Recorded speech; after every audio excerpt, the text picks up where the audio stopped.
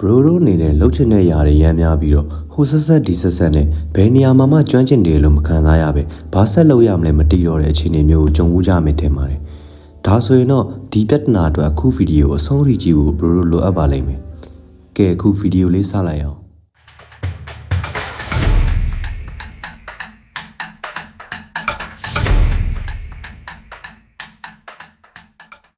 ကျွန်တော်ပြီးခဲ့တဲ့3ရက်လောက်က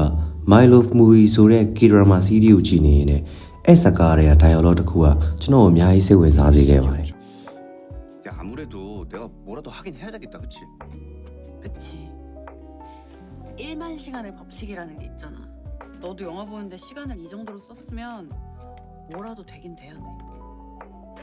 ဒါကတော့နိုင်တောင်း theory ဆိုတာပါပဲ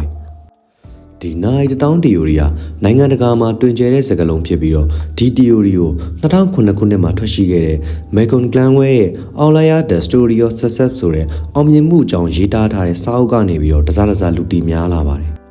ဘရိုတို့တီးရဲ့အတိုင်းပဲကျွန်တော်တို့လူငယ်များစုဟာစစ်ကြောတက်ရွယ်မှာလှုပ်ချင်တာတွေရမ်းများပြီးတော့ဘယ်ရာမှကျွမ်းကျင်မှုမရှိဘဲနဲ့ပြများတတ်ကြပါတယ်ဒီလိုအခြေအနေအတွက် Malcolm Gladwell ကမီတီနယ်ပယ်မှာမဆိုအစင်တန်းမီတဲ့ပညာရှင်ဖြစ်ဖို့အတွက်အနည်းဆုံးနိုင်တောင်းပေးဆက်ဖို့လိုတယ်လို့ရေးသားခဲ့ပါတယ်ဒီတော့နိုင်တောင်းဆိုတာဘယ်လောက်ကြာမလဲဆိုတာသိချင်နေကြပြီထင်ပါတယ်ကျွန်တော်တို့တစ်ရက်ကို3နာရီချိန်ပေးမယ်ဆိုရင်တစ်နှစ်ကို1095နာရီချိန်ရပါမယ်9နှစ်ပြည့်ခဲ့မယ်ဆိုရင်တော့နိုင်တောင်းကလည်းပြည့်လို့တော့ပါပြီတကယ်လို့ကျွန်တော်တို့ဟာတစ်ရက်ကို4နာရီချိန်ပေးမယ်ဆိုရင်တော့9နှစ်အတွင်းနိုင်တောင်းပြည့်မှာပဲဖြစ်ပါတယ်တရက်ကို12နာရီတိတိချိန်ပေးမယ်ဆိုရင်တော့2နှစ်ခွဲအတွင်းမှာပဲကျွန်တော်တို့လိုချင်တဲ့နိုင်တောင်းဟာပြည့်လို့တော့မှာပဲဖြစ်ပါတယ်ဒါပေမဲ့ဘရိုတို့တိထားရမှာကဒီ theory ရဲ့အဓိကရည်ရွယ်ချက်ဒီဇိုင်းမမတ်လေ့ကျင့်မှုပါပဲအချိန်ကုန်ရုံတက်မဟုတ်ဘဲနဲ့အမားတွေကိုပြန်ပြင်တာအားနည်းတဲ့နေရာတွေကိုတုံးတက်တာဒီဇိုင်းမမတ်နဲ့ဆက်လုပ်နေတာကိုရည်ညွှန်းခြင်းပဲဖြစ်ပါတယ်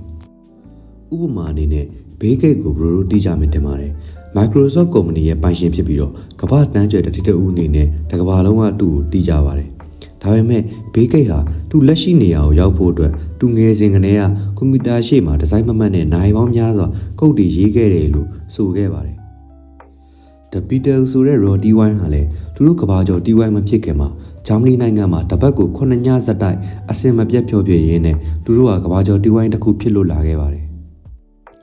ဒါကြောင့်မို့ဘရိုတို့အနေနဲ့ယခုချိန်မှာငါကဘာမှမလုပ်နိုင်နေဘူးငါလုပ်နိုင်တာဘာမှမရှိဘူးဆိုပြီးတော့စိတ်တက်ကြနေမယ်ဆိုရင်တော့ဘရိုတို့လိုအပ်နေတဲ့အရာနိုင်တောင်း theory ပါပဲ